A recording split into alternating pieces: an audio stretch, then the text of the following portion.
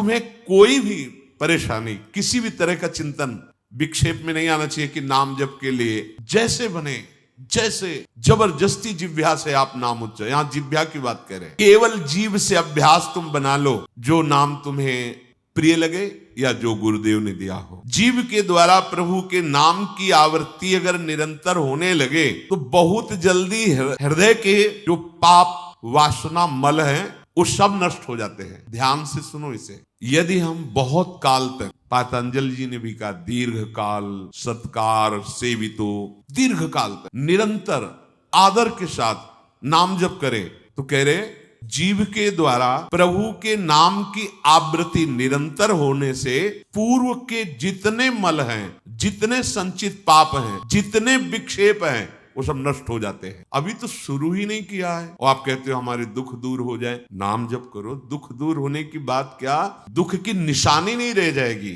जैसे अगाध समुद्र में मछली किलोल करती है, ऐसे हरि शरण में जो जीव होता है, भजन करता है, उसे अपार सुख मिलता है। सुखी मीन जिमी नीर अगाधा। अब तीसरी बात है, ये बहुत क्रम से की, जैसे स्मृति तो उससे सब कुछ अनुभव होगा, पर उसकी प्राप्ति नाम जप से होगी। अब नाम जप में हमारी रुचि, नाम जप में हमारी भावना पुष्ट हो, उसके लिए कह रहे हैं तीसरी बात बहुत आवश्यक है, भगवान की कृपा पर पूर्ण विश्वास हो। ये तीसरी जो बात है ये बहुत जोर की बात है, कृपा पर विश्वास हो जाना। भगवान हम पर कृपा किए हैं और उनकी कृपा से हमको निश्चित भगवत प्राप्ति। कई बार विश्वास की, कृपा की चर्चा हुई है। ये तीसरी बात बहुत आवश्यक है उपासक के हृदय में। भगवान के कृपा बल से अब मुझे निश्चित भगवत प्राप्ति होगी, इसमें कोई संदेह नहीं है। देखो बड़ा कठिन है, क्योंकि स्मृति तो हमारी जगत के भोगों की चल रही, संसार की, देह की। तो बोले नाम जप जो है वो आपकी स्मृति को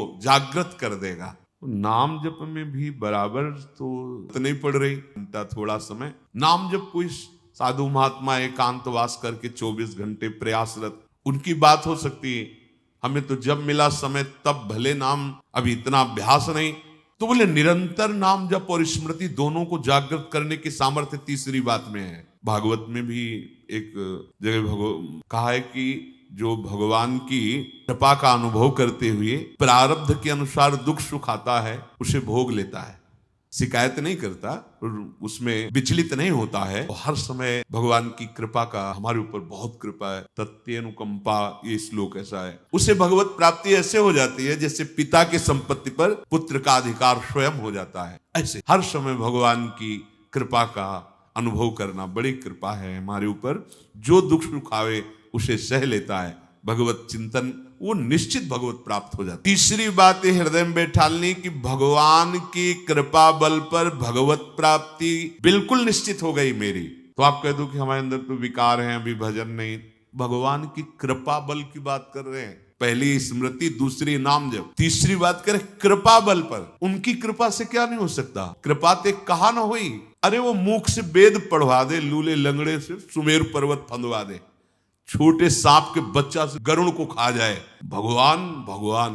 तीसरी बात बहुत जोर की है जिसमें दोनों बातें आ जाएंगी, निरंतर नाम जप और भगवत स्मृति भी आ जाएगी। प्रभु के कृपा बल से प्रभु की प्राप्ति में अब कोई संशय नहीं है। ये भी सुबह कहा था जो साथ के पास कि तुम चिंता मत करो, बस जो हम कह रहे हैं निषेधात्मक जो बातें उनको तुम मत करना, तुम पड़े रहोगे तो भगवत प्राप्ति हो जाए। क्योंकि हम हैं किनके, श्री जी के। यहाँ जो भी आप छोटी सी भी चेष्टा कर रहे हैं, बहुत बड़ा भजन हो रहा है, महल में है, वृंदावनेश्वरी के धाम में है, एक छोटी सी भी चेष्टा, जैसे कहीं सोनी लगा दिया, कुछ भी जो भी चेष्टाएं कर रहे हो, खान पान संबंधी भी जो चेष्टाएं कर रहे हो, आपका भजन यहाँ फिर स्वार्थ आपने भजन गए, तुम चिंता मत करो भगवत प्राप्ति। ये हम केवल निज जनों से नहीं, माइक से कहें कई बार कि आप सबको निश्चित भगवत प्राप्ति होनी, इसीलिए प्रभु ने धाम बुलाया, सत्संग सुनाया। अगर प्रभु को अपनी प्राप्ति न कराना होता तो संयोग क्यों देते, हम फंसे होते माया प्रपंच में। तो तीसरी बात कि अब हमें कोई संशय नहीं, मेरे को भगवत प्राप्ति निश्चित, क्योंकि मुझे भरोसा है श्री जी का, मुझे भरोसा है वृंदावन का,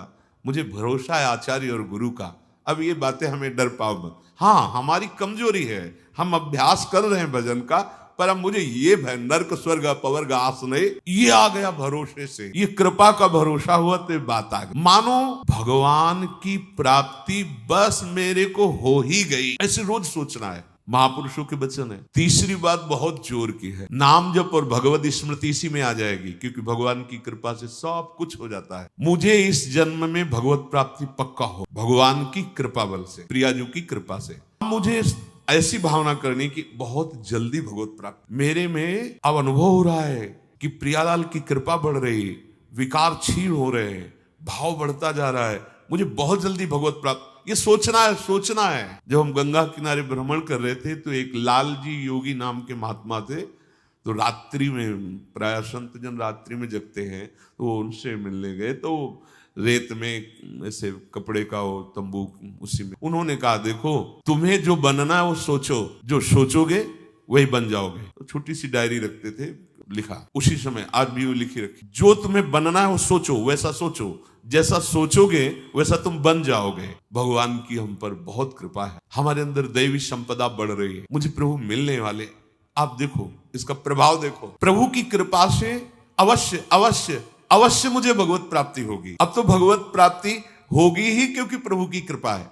ये शब्द पकड़ो, अंदर तुम्हारे अंदर अपने में कोई बल नहीं, अपने में कोई साधना नहीं, पर यहाँ कृपा की बात है। भगवत कृपा बल। अपनी असमर्थता, बहुत अमृत में वचन है, अपनी असमर्थता, अपनी अयोग्यता, अपना अनाधिकारपन, क्या मैं अधिकारी नहीं हूं भगवत प्राप्ति, मैं योग्य नहीं हूं भगवत प्राप्ति, मेरे में कोई सामर्थ्य नहीं, ये है। पर भगवान की कृपा से मुझे इतना विश्वास हो गया कि मुझे भगवत प्राप्ति होगी। अब क्या समस्या है? देखो, बहुत आनंद की बात है, भगवान की कृपा से, श्री जी की कृपा से। ये शब्द इतना असीम प्रभावशाली है कि आप जो ही बात हृदय पे लाएंगे तो आपके सारे दोष, विकार, विघ्न, अड़चने, बाधाएं ये नष्ट होती चली जाएंगी। ये देखो, महापुरुषों के अनुभव होते हैं। भगवान कह रहे हैं, सारे के सारे विघ्न, सारे के सारे दोष, सारे की सारी भगवत प्राप्ति में जो अड़चने हैं, वो भगवान की कृपा प्रसाद से नष्ट हो जाएंगी और मुझे भगवत प्राप्ति हो तो तर जाएगा मेरे कृपा से। ये मेरे प्रभु की घोषणा है कि मेरे प्रसाद से, मेरे अनुग्रह से तुम्हारे सारे विघ्न नष्ट हो जाएंगे और तुम त्रिगुणात्मिका माया को लांघ करके मेरे को प्राप्त कर लोगे। बस मेरी कृपा पर विश्वास करो, मेरी कृपा पर मत चित्त बन जाओ, अपने चित्त को मेरे में। प्रभु की कृपा का भरोसा इतनी जल्दी दिव्य सद्गुण लाता है, ये पक्की बात है। जो दिव्यता आती है भागवतिक, वो भगवत कृपा से आती है, और ये कृपा तभी अनुभव में आती है, तो पर अनुभव में तभी आती है जब ये बात आ जाती है कि मैं असमर्थ हूं, मैं अयोग्य हूं, मैं अनाधिकारी हूं। प्रभु की कृपा है हम पर, अब मुझे निश्चित भगवत प्राप्त। ये तीन बातें जीवन में आना बड़ा कठिन होता है। असमर्थ हूं, अयोग्य हूं, अनाधिकारी। जब ये बात आ जाएगी ना, तृणादपि सुनी चेन अपने आप आ जाएगा, अपने आप पूरा सूत्र भागवती को उतर जाएगा, क्योंकि मैं अनाधिकारी हूं, मैं योग्य नहीं हूं, पर भगवान कृपा का ये है कि नाम, उनके रूप, उनके धाम, उनकी लीला की तरफ ये हृदय जा रहा है, वो अपनी तरफ घसीट रहे, पर मैं अनाधिकारी हूं। इससे क्या होगा? अहम खत्म हुआ, और भगवद आश्रय होने से हम जिसका आश्रय लेते हैं उसका प्रभाव होता है। जैसे अभी हम शरीर का आश्रय लिए, देख लो हालत क्या की हुई है। ये शरीर, ये संसार विषम कहा गया है। देखो कैसी हृदय की जलन, अशांति, भोग, वासनाएं, ये सब किसके आश्रय से? शरीर आश्रय। अभी भगवद आश्रय, अंदर से भगवद आश्रय। अंदर की बात है, मैं अनाधिकारी हूँ, योग्यता मेरे में नहीं है, मैं किसी योग्य नहीं, प्रभु की कृपा हम पर है। कह रहे इसका इतना बड़ा प्रभाव है कि इसमें जो सामर्थ्य जागृत होती है, भागवतिक सद्गुण जागृत होती है, वो किसी साधना से नहीं, इससे बढ़कर कोई दूसरा उपाय नहीं। विश्वास, भगवत कहते हैं कि वस्तुतः मेरे में कुछ नहीं है, पर है तुलसी प्रतीत एक प्रभु मूर्ति कृपामयी है। मेरे में ऐसा कोई सद्गुण नहीं कि मैं अपने प्रभु को रिझा सकूं, पर ये विश्वास है कि मेरे प्रभु कृपा मूर्ति है। अपने साधनों पर जो विश्वास करता है, अपनी जितेंद्रियता पर जो विश्वास करता है, वो गिर सकता है। लेकिन जिसको अपनी अयोग्यता का भान हो गया है और प्रभु का भरोसा हो गया है, बच्चा बन जाओगे, अयोग्य हूं, पर आपका भरोसा, कोई प्रश्न नहीं आएगा जीवन में। अगर प्रश्न आता है तो आप वाणी से बच्चा कहते हो, लेकिन अंदर अहंकार है, वो अंतर्यामी सदगुरु जानता है। अगर हम अपने साधन की बात करें तो वह अच्छा साधन तो विषय का कर रहा है मन। देखो, हम कभी पद्मासन लगा के किसी विषय का ध्यान नहीं करते, बहुत सुंदर बात। भक्ति में तो छल कर रहा है, लेकिन विषय चिंतन में छल नहीं कर रहा है, ईमानदारी से सच्चाई से विषय चिंतन कर रहा है। मेरा मन हे प्रभु कभी आप में ऐसे नहीं लगा जैसे विषय में ये छल छाड़ कर स्वाभाविक लगता है। विषय में कभी किसी को मन लगाना नहीं पड़ता है, विषय में कभी किसी को मन लगाना नहीं पड़ता, स्वाभाविक लगा रहता है, निरंतर लगा रहता है और अटल लगा रहता है। देखो, अटल का मतलब बस वो यही शब्द स्पर्श रूप रस गंध इन्हीं में घूमेगा। ज्यों छल छाड़ स्वभाव निरंतर रहत विषय अनुराग्यो। पर प्रभु मेरे मन में एक विश्वास हो गया है कि आपकी मूर्ति कृपामयी है और नाम की ओट जीभ ने ले ली है, बस अब सब कुछ हो जाएगा। चौथी बात, प्रत्येक प्राणी में, संसार की प्रत्येक वस्तुओं में मेरे प्रभु समाये हुए हैं। यहाँ सिद्धावस्था आती है। ये तीन बातें बहुत जोर की, बड़ा कठिन है, इसलिए नाम जप जिह्वा के द्वारा, उसमें भी बहुत, कहाँ रोज नाम महिमा सुनते हैं, इतनी प्रीति कहाँ हो रही। तो बोले तीसरी बात पकड़ लो कि हम पर प्रभु की बहुत कृपा है और भगवत कृपा से मुझे इसी जन्म में मुझे भगवत प्राप्ति होगी। चौथी बात, ये बहुत ही आवश्यक है, क्योंकि अगर ये नहीं तो भजन करना कठिन, बचाना कठिन, पचाना कठिन। इससे भजन तुम्हारा पच जाएगा, तुम सिद्ध हो जाओगे। जैसे चावल सिद्ध हो जाता है तो कहीं भी दबाओ, उसमें कड़ापन नहीं रहता, ऐसे जो सिद्ध हो जाता है तो उसके हृदय में कठोरता नहीं रहती। प्रेम से द्रवित हृदय होता है। कठोर हृदय में ही काम क्रोध लोभ मोह मद मत्सर रहते हैं, शुष्क हृदय में, द्रवित हृदय में नहीं रहते। प्रत्येक प्राणी, संसार के प्रत्येक वस्तु में मेरे भगवान विराजमान है। कोई ऐसी जगह नहीं जहां भगवान ना हो। ये बैठालना है, हमें दिखाई दे रहा है, माइक है, दिखाई दे रहा है ये, लेकिन जब सृष्टि नहीं थी तो ये माइक नहीं, जब सृष्टि नहीं रहेगी तो माइक नहीं रहेगी। बीच में माइक जो दिखा रहा है कौन? जो सृष्टि के पहले था, जो सृष्टि के बाद, किंचन मात्र कुछ और नहीं, मेरे प्रभु बने हुए हैं। प्रहलाद जी की सिद्धावस्था यही तो हुई थी गुरुदेव नारद की कृपा से। सर्वत्र भगवान, खंबे से भी नरसिंह भगवान, श्वान में भी भगवान, भूत में भी भगवान, ये चौथी सिद्धावस्था है। उपासक को ये विचार हर समय रखना है कि हमारे सामने जो वस्तु है इस रूप में भगवान है, कुछ भी ऐसा नहीं, सब कुछ स्वयं भगवान बने हुए हैं। सच्ची बात है, वही बने हुए। ये छुपा छुपी का खेल खेल रहे हैं, बस आपको पहचानना है। मैं फिर दोहरा के बात कहता हूं, आप इस बात को पकड़ लीजिए। आपके सामने कोई भी कार्य की वस्तु आए या व्यक्ति आए या दृश्य आए, आपको सबसे पहले उसमें भावना करनी है। जैसे हरिवंश महाप्रभु क्रूर है, पापी है, दुष्ट है,